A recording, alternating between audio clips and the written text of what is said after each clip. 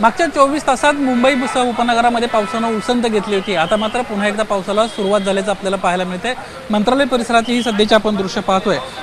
साधारणपणे मागच्या 20 मिनिटांपासून मुसळधार पाऊस या संपूर्ण परिसरात कोसळतोय आणि त्यामुळे वाहतूक कोंडीचा प्रश्न या ठिकाणी निर्माण झालेला आहे।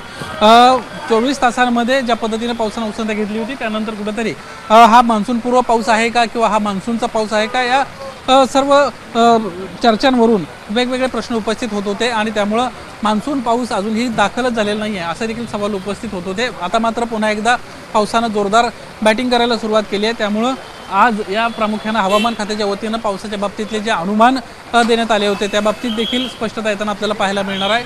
खरंच मान्सून पूर्व पाऊस आहे की मान्सून दाखल झाला आहे या संदर्भातले देखील हवामान खात्याच्या वतीनं लवकरच आपल्याला उत्तर मिळताना पाहायला मिळतील। मात्र या पावसामुळे शेतकऱ्यांना कुठेतरी दिलासा एकीकडे मिळतोय तर दुसरीकडे मोठ्या प्रमाणामध्ये अजूनही शेतांमध्ये असणारी जी पिकं आहेत त्यांचं देखील नुकसान आपल्याला पाहायला मिळतंय। मुंबईतली सध्याची आपण ही दृश्य पाहतोय। हवामान खात्याच्या वतीनं सतर्कतेच्या सूचना देण्यात आल्या होत्या त्यानुसार मुंबईत आणि महापालिका परिसरामध्ये मोठ्या प्रमाणामध्ये ज्या ज्या ठिकाणी वॉर्ड ऑफिस लेवलला पाणी असतं त्या ठिकाणी पंप बसवण्यात आलेले आहेत आणि कुठलीही पाणी साचू नये यासोबतच वाहतूक कोंडी होऊ नये यासाठी वाहतूक विभाग असेल महानगरपालिकेचे कर्मचारी असतील हे सर्व सध्या काम करताना आपल्याला पाहायला मिळतात। कॅमेरामन गजानन बाळापूरकर निलेश बुदावले एबीपी माझा मुंबई। एबीपी माझा उघडा डोळे बघा नीट।